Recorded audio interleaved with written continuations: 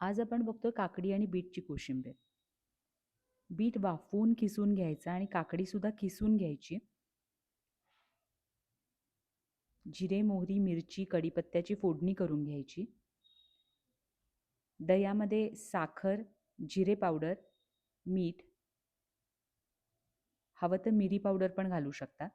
मी साखर घातलेली नाही आहे, तुम्हाला हवी तर घालू शकता. आणि चाट मसाला. आणि हे सगळं मिक्सचर आपल्याला काकडी आणि बीटवर घालून घ्यायचं आहे. छान एकजीव करून घ्यायचं. फोडणी थंड झाली की यावर घालून घ्यायची आणि मिक्स करून घ्यायचं.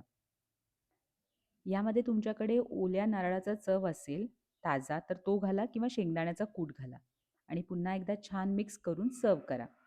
तयार झाली आपली काकडी आणि बीटची कोशिंबीर.